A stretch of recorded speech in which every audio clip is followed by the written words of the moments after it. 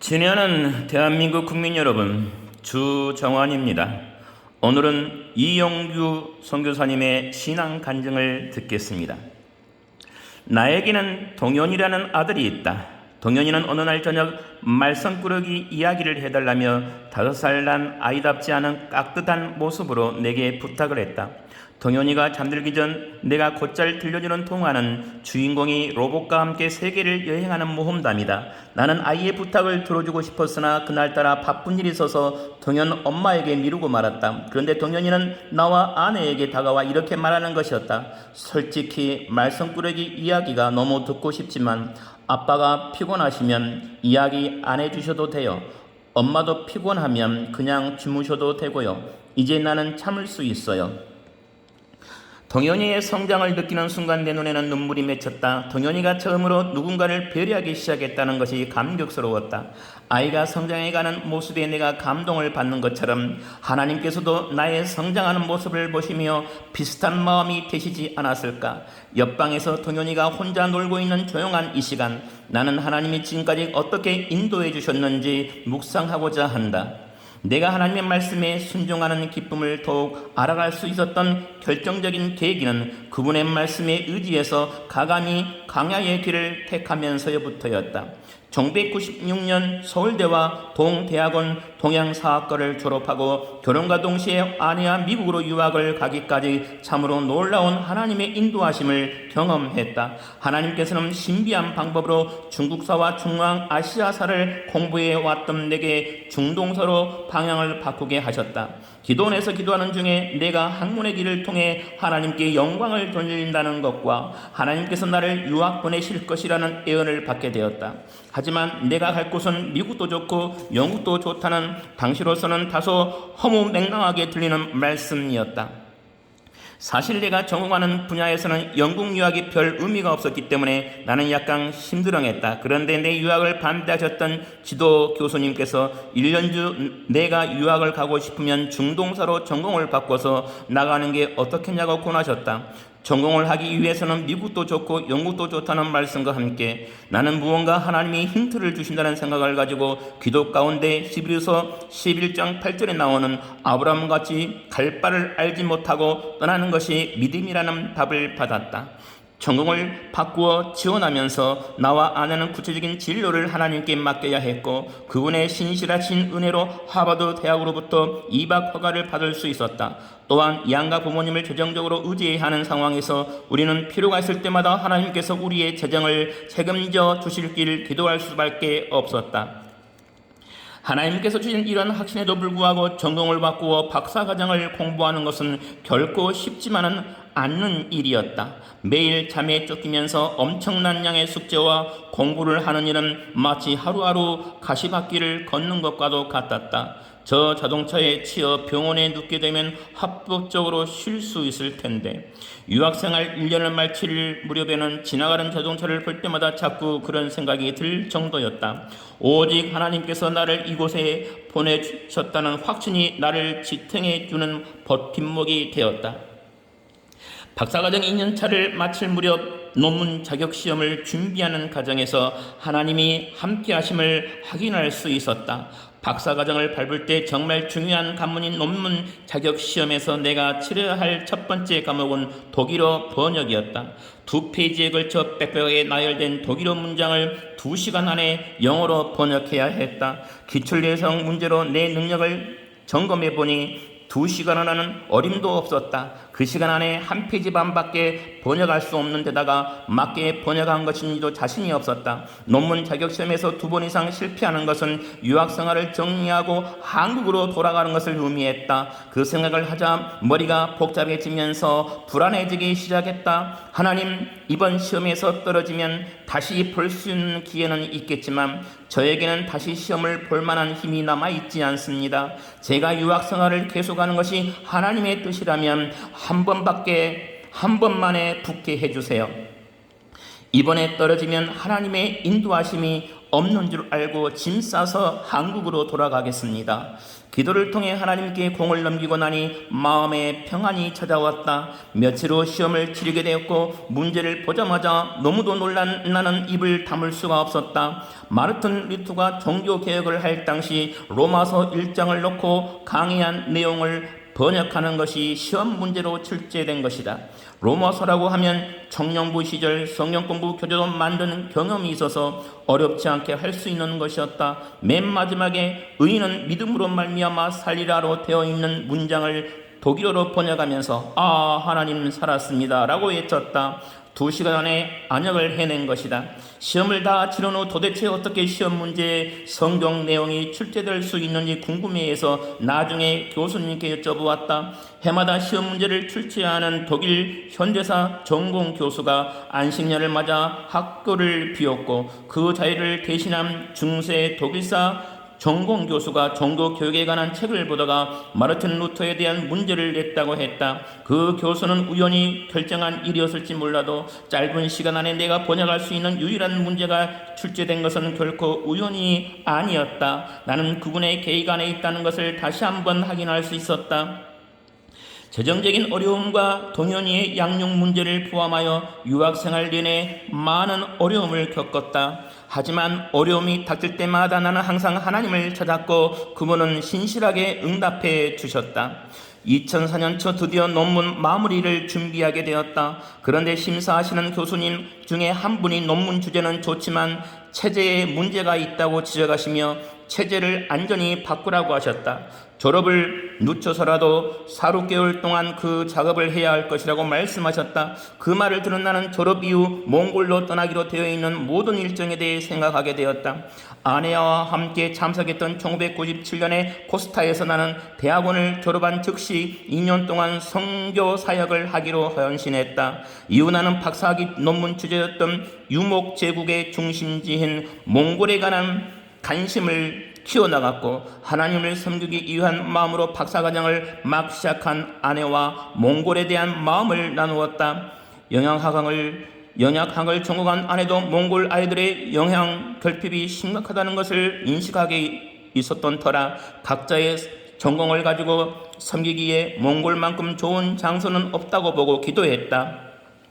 그러던 중 영양실조, 기아, 비위생적인 환경으로 인해 고통당하는 세계인을 돕는 전문인 선교단체인 오병이어 선교회에서 몽골을 섬겨달라는 제의를 아내에게 해왔다. 또한 나에게는 크리스천 대학교인 몽골 국제대학교에서 교수로 초빙하기를 원한다는 연락이 와서 하나님의 뜻인 줄 믿고 우리 부부는 졸업하는 바로 그해 여름 몽골로 들어가겠다고 약속한 바였다. 그래서 나는 졸업을 지체할 수 없다고 생각했다.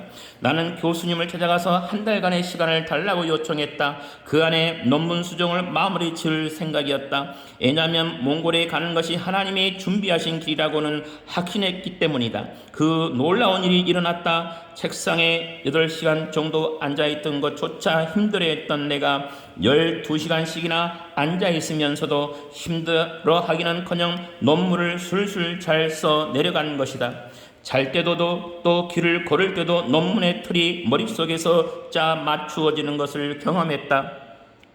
어느 날 컴퓨터 앞에 앉아서 공부하고 있는데 누가 내 등에 있는 것이 같은 느낌이 들었다. 하나님의 임재를 느낀 나는 컴퓨터를 옆으로 옮겨놓고 그만 펑펑 울고 말았다. 하나님, 내가 뭐길래? 감격에 젖었을 때 하나님께서 내게 말씀을 주셨다.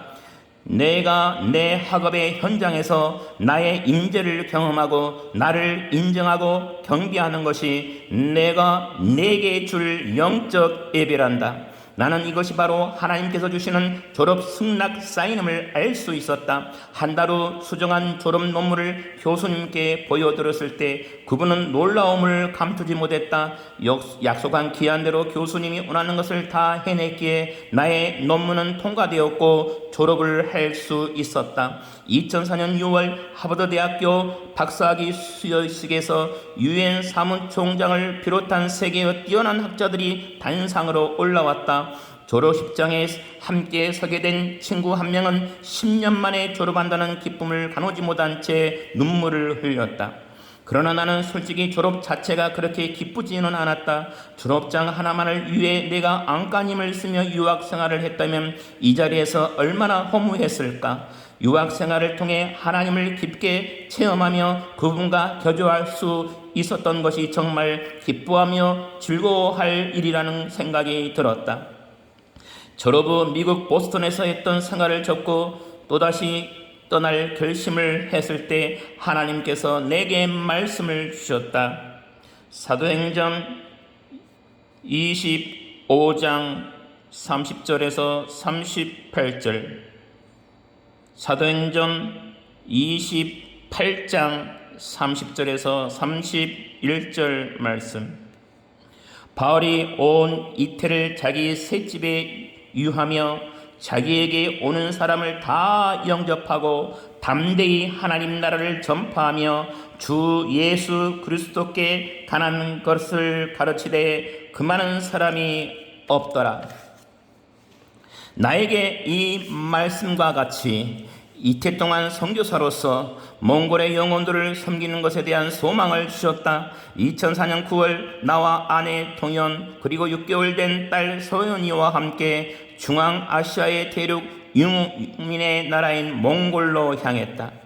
미국 대학에서 좋은 환경에 익숙해 있던 내게 몽골 국제대학교의 연구활동을 포함한 교육적 상황은 여러 면에서 열악해 보였다. 학생들 모습 가운데 부정직하고 나태한 모습도 눈에 띄어 마음이 무거웠다. 수업 시간에 출석을 부리면서 있었던 일이다. 출석부에 체크된 숫자가 자리에 앉아있는 학생 수보다 훨씬 많다는 것을 알고는 대리 출석한 학생을 가려냈다. 나는 학생들에게 몽골에 정직한 지도자가 없어서 나라가 망하고 있다며 정직의 중요성에 대해 열심히 설명했다. 미래의 지도자가 될 사람들 앞에서 부정행위가 얼마나 심각한 잘못인지 설명한 뒤 정직하지 않은 사람은 배울 수 없을 것이라고 잘라 말했다. 수업이 끝나자마자 한 학생이 나를 찾아왔다. 저는 대리 출석하는 행위가 잘못이라는 생각을 한 번도 해본 적이 없었는데 교수님께서 수업 시간에 실망하시는 모습을 보면서 저도 제 자신에 대해 실망하게 되었습니다. 교수님의 설명을 듣고 나서 제가 얼마나 큰 잘못을 저질렀는지 깨달았습니다. 다시는 선생님을 실망시켜드리지 않겠습니다. 학생을 보내고 나는 한동안 울먹였다. 하나님께 감사할 따름이었다. 몽골 제국 시기에는 도둑질한 자를 사형에 처했다고 하고 사람들이 말 채찍을 아무데나 놓고 다녀도 누구 하나 집어가지 않았다고 했다. 나는 우리 학교의 학생들이 하나님을 통해 정직을 회복할 수 있도록 더욱 소망하고 기도하게 되었다. 나는 많은 것을 내려놓고 몽골에 왔다고 생각했었다. 그러나 하나의 계기를 통해 여전히 내 안에 내려놓아야 할 것이 있음을 깨닫게 되었다. 교회와 선교회에서 개척한 몽골 옵수 지역의 학생들을 한국에 이중한 연수차 보내기 위해서 비자를 신청하려고 대사관을 방문한 일이 있었다.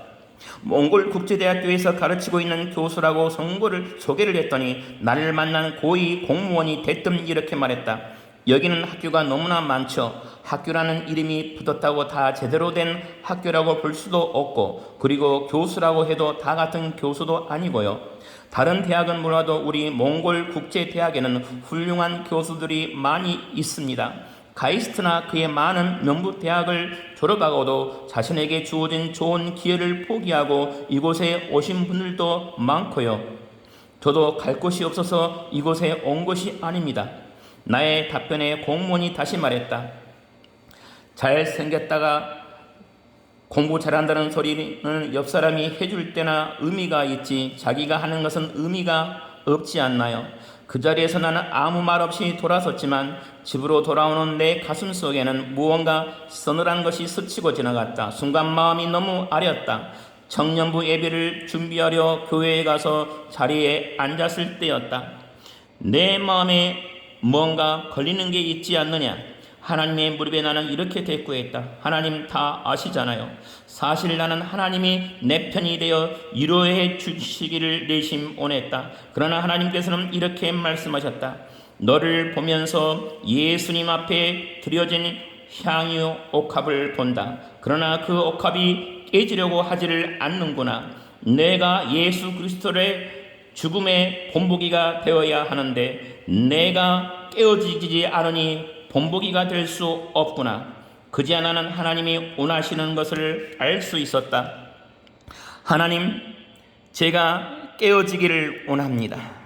그러나 나는 얼마나 울었는지 모른다. 나는 마음속에 꼭꼭 숨어있던 인정받고 싶어하는 욕구를 하나님 앞에서 내려놓았다.